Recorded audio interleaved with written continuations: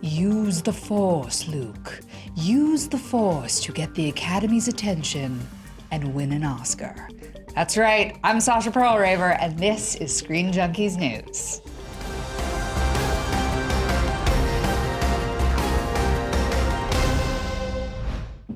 Will the Force be with Mark Hamill at the Academy Awards next year? JJ Abrams thinks so. Yes, you heard us correctly. JJ Abrams believes that Star Wars star Mark Hamill, Luke Skywalker himself, should be considered for an Oscar given his role in the upcoming Star Wars 8, The Last Jedi. As Abrams told the New York Daily News, quote, "I think we're all going to be very upset if he does not win an Oscar, and no one more upset than Mark."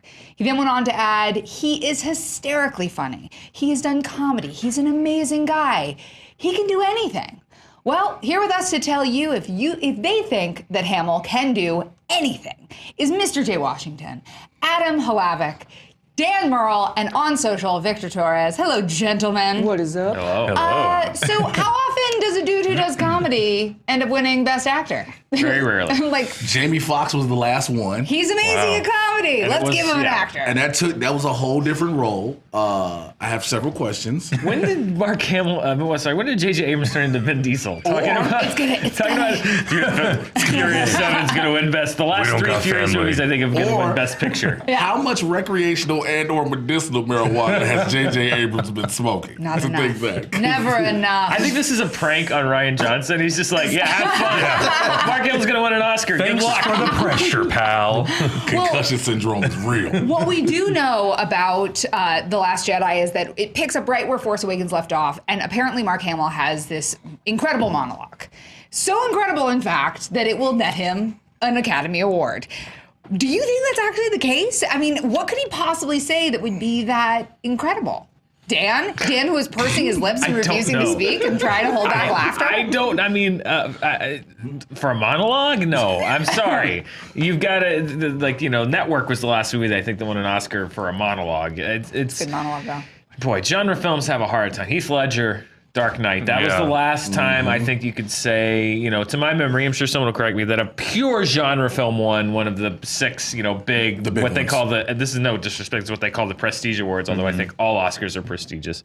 Genre movies are so hard to get recognized for awards. You got to be something really outstanding. Well, to here's do the that. thing, though. Would Heath Ledger have won that award if he hadn't died? I've always argued You that. think? Yes, 100% yes. That was Adam? a brilliant performance. I think so too. And like going off what you're saying, it's like that movie, that was Joker's movie. And it wasn't just a monologue. That was 2.5 hours. No, I mean, it's he's not in incredible. for 2.5 hours, but just like he takes over that movie. He owns that movie. Every single scene that he's in, he's completely captivating. It's unreal. So yes, I absolutely think Harrison he Ford would've won. was great in Force Awakens. Totally. And nobody Even blinked an eye. whispered Yeah. that kind of awards. Mark thing. Hamill was the highest paid extra of 2015 in Force Awakens. He was the highest paid. But how exciting was it when he showed up? Oh, sure, when it was he showed awesome. up, you're like, He was an extra. He was like number 12 on the call sheet. They was like, no, bring that's Mark. a featured extra That's a because he's featured extra, in I'm his solo shot. But if it's like second billing. He gets second, right? Yeah. He's a featured extra in second billing. Like, I'm sorry, when you're Luke Skywalker, you get whatever you you're want. Luke Mother effing Skywalker. You get whatever you I want. get that, but Well, Adam, you are a local Star Wars expert. What So do they you say. think? What do you think Mark Hamill would have to do to get that Oscar? Oh nomination? man, I mean, considering we haven't heard Luke Skywalker say anything in about this point it'll be 34 years, it's got to be something I would imagine very important. But like we've been saying since the beginning of this video, I mean, genre films, they don't get that kind of love. I mean, Star Wars hasn't really had any sort of Oscar dominance since the 70s, so it's really tough. And like, look, we all love Mark Hamill. We all love Luke Skywalker. We're not trying to talk down on Mark Hamill at all as an Right. actor. No, not at all. But it's just the reality that at the end of the year, there are so many movies now. how many tears does he have to shed? Exactly. I will say this, though. A few years ago, if we'd been at this point in the year and somebody said, you know what, a year from now, Sylvester Stallone's going to win an Oscar for playing Rocky, I would have said, you're crazy. That's the dumbest thing I've ever heard. And we were one Mark Rylance away from that happening last year. So anything can happen. I don't want to say it's impossible, but that is a big mountain. Luke Skywalker's going to have to climb even further up the mountain than he's already on at the end of that movie. Skeleton Michael will be no big deal. He's like, and he swum out to an island all by himself. Well, let's do a fact check. So in 1978, the Academy Awards nominated Star Wars for a number of awards, but they only won for Best Original Score. I mean, come on, give it up for John Williams. Best Costume Amazing. Design, Yep. Yeah. Sound Mixing, Sound that. Editing, Yep. Art Direction, Visual Effects, and Editing. Absolutely. That's good. So those are all great, but those are considered, like Dan said, not the prestige awards. It was nominated for Best Picture and Best Supporting Actor for Sir Alec Guinness. Easy. And Best Original Easy. Taking a And close it was step. nominated for Best Original Screenplay, Yeah. which we can all, but back when they were great, back when the screenplays were great, Right. before Lucas had to have that taken away. It's not easy to write bullseyeing womp rats in my T16. Yeah. That's There's a famous quote that Mark Hamill always talks about that was in the original screenplay that he looked at, and it's literally it's a monologue in itself, and it talks about them like going to another planet, and he was like, George, people don't talk like this. Yeah. So it's like. Best original screenplay back then, a little different than nowadays, I would say. But Al Guinness, like, he definitely was a standout in that movie. For sure. And there is a possibility that Mark Hamill maybe will do something incredible Right. and could He be could Al nominated. Guinness the role. He could totally Al Guinness the role, but it's also, it seems like what he's establishing here, the thing that I think is weird about JJ Abrams' quote is he says he can do anything, he's hysterically funny, he's done comedy, but the Oscars don't go for comedy. They go for deep, they go for dark, they go for drama. So I think maybe what he's actually saying is that The Last Jedi is going to be extremely emotional, perhaps even more emotional than Force Awakens. Jay? But will you expect to see that from Mark Hamill? I mean, enough to the point where somebody's going to say, yeah, this is Oscar worthy. Now, there have been different plot leaks and things like this where it's not confirmed that he may be only in 35% of the whole movie. Will that be enough to warrant him an Oscar in this opening monologue and the other rest of the movie that he's in? I don't know if him being can we say he's gonna be super serious from what we saw in Force Awakens? He'd probably say, "Who are you?" or "I sensed you coming," something like that. But then whatever the next line in the next 2-3 minutes behind that is, you got to be like, "See, look, I sensed you. Did you bring the cheeseburgers?" Like that's something you want him to say, something like that. But it has to be so prolific that you're on the edge of your seat immediately afterwards. Yeah, and again, it's the genre thing. I mean, Ian McKellen couldn't close this deal with Fellowship of the Ring, which it was brilliant. Right. So and true. he lost to, and I'm not saying that Jim Broadbent didn't deserve it, but he lost to a performance in a film that was much more serious, that dealt with more, quote unquote, by the Academy's reckoning, much more serious subject matter. And that's the problem with genre movies, is it doesn't even matter how good they are. By the Academy's reckoning, there are more serious topics that are more deserving of awards show attention. I think sometimes that's warranted. I don't think that The Force Awakens should have been nominated for Best Picture.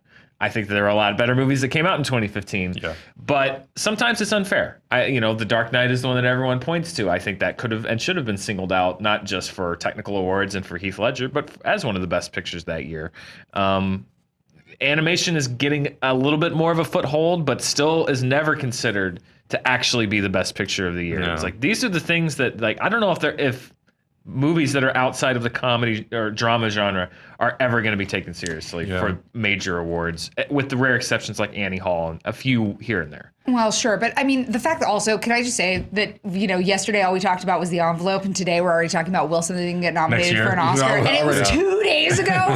Everyone's like, Mudbound's the one to watch. I'm like, you guys, it was literally 2 days ago. One thing I will say, going off of Force Awakens versus Last Jedi, I think tonally, with JJ Abrams, we get something that's a little more lighter tone. And I think with Rian Johnson being the filmmaker that he is, we will get something that I would imagine be a little darker and a little more meaningful. Sure. So I think that could really influence what Mark Hamill has to say in that opening of the movie, because again, we haven't seen him say anything for 34 years. So I think he will have a lot to say about the state of the galaxy and kind of like, where he's at and what he's kind of feeling and experiencing. But we'll see how crazy that monologue can be. Well, speaking of the state of the galaxy, so there were all these questions about what is Last Jedi? Is Last Jedi one? Is Last Jedi plural? How many Jedis are in a Jedi? And thanks to foreign translations of the title, because in America we just get like the and last because English is boring.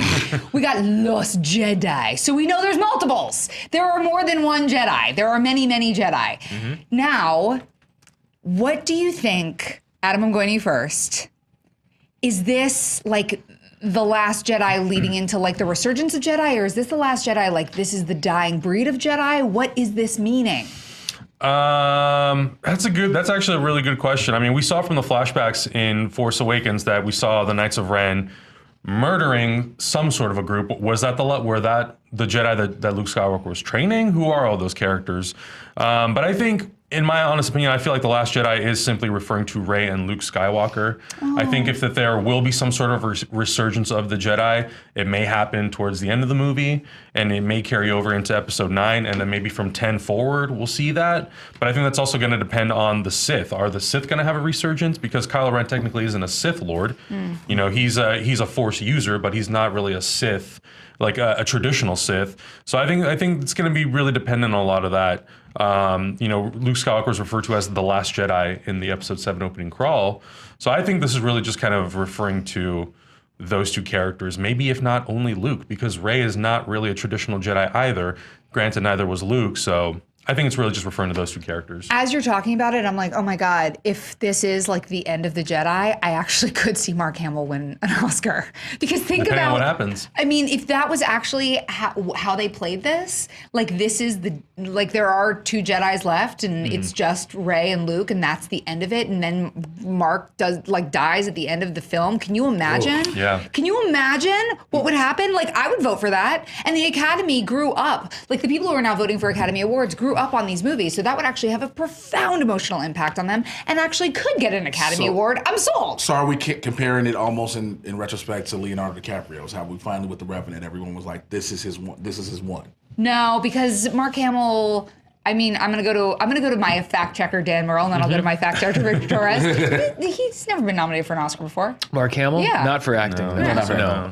I have a theory about The Last Jedi. I believe that it's reference to Rey and Kylo Ren.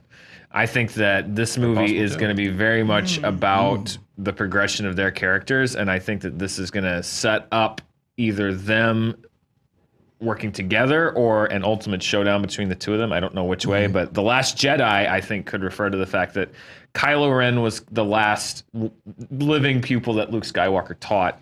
Rey will now be maybe his last pupil ever, and The Last Jedi, I wonder if by the end of Episode 8, The Last Jedi are Kylo Ren and Rey, and then Episode 9 is about them coming into their own, or however they're going to balance that out. That's my theory. Jay, how deep of a film do you think it would have to be nominated for Best Picture? Going back to Dan's discussion and Adams about genre films, this has to break the stereotypical mold. Yeah, you're going to have what classic Star Wars scenes, classic fights, classic lightsaber usage, but it has to go deeper for the Academy. It has to go something that literally pulls the heartstrings for the Academy in order to get nominated for Best Actor for Mark Hamill. He has to, unfortunately, he may have to die. You may have to have the killing off of Luke Skywalker. And it has to be in such a profound way that the Academy has no choice but to say, this is his. I feel like Rian Johnson could actually do that. Do you think there is any chance that it would be nominated, maybe not for Best Actor, but for Best Picture? Oof. Oh man, that's tough. I mean, is there a possibility? Sure, there's a possibility for anything to happen. The movie could sweep the Academy Awards as far as we're concerned, but like I think the reality, probably not. Probably not. I mean, with 10 potential choices, maybe, but yeah, it has to be really damn good. And it would have to really to get into that headspace, it would have to take some real risks, I think, as far as the tone goes. It has to be very different type of Star Wars movie. Disney has a brand, and they don't do that. Yeah. I think they don't. I don't think that they do. I don't think they go. Now, I liked what they did with Rogue One. I did, but that's not. That's a one-off. That's as far as they're going to go, and I think that's.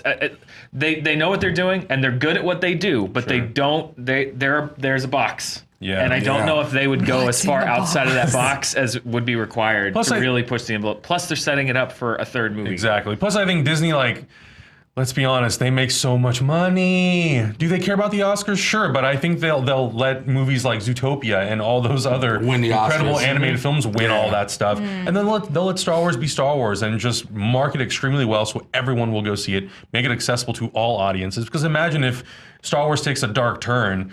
I mean, Rogue One already pushed that envelope, but imagine if like these saga films do that. you may kind of start alienating some people because maybe it's a little too dark for some audiences, and I don't think Disney really wants to do that. But I'm I not think saying I Rian would like that, by the Sure, way. absolutely. That'd be a Yeah. great direct, but I just Totally. don't know if they would. I Yeah. don't know if they do it. I feel like everything now kind of has to go dark and gritty, and I think Rian Johnson actually is the director Sure. who could make that choice. I mean, we know it's going to win for best visual effects. We know it's going to win for sound mixing. Could it win best picture? I don't know, but we did go to Twitter, and we are now going to go over to Victor Torres and find out No pressure. Yeah, you know pressure. what did people say. Could it win best picture?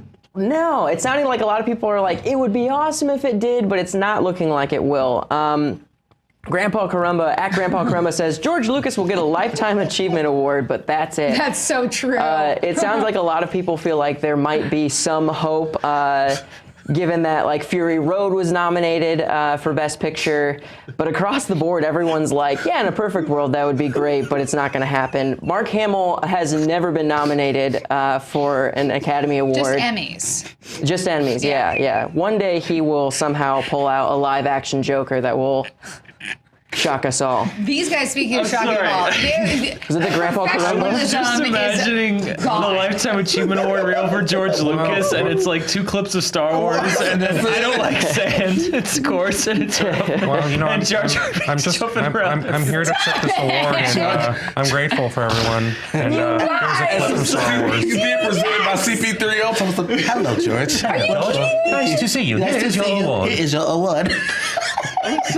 It's just, I imagine like Meryl Streep. It's like, you know, Sophie's Choice and Bridges of Madison and everything that she's done, and then George Lucas. George Lucas's actions speak louder than his words. Lucas, are you kidding me? You Skywalker can't see the brand. man playing him on stage. George Lucas, we wouldn't have so many things without George Lucas. I know. For sure. We wouldn't I have know. like good sound without That's why I VFX. say his actions have contributed more than his words. Yeah. I'm Jeez, sorry. It's these just, haters over here. There was a chain reaction over That here. was like So we did- You start laughing, that's not. You start laughing. You don't went to hell after that. Well, George Lucas, I think you are great. And I thank don't you so know much, if this is Sasha. going to win Best Picture, but it is intriguing. And we want to know what you guys think.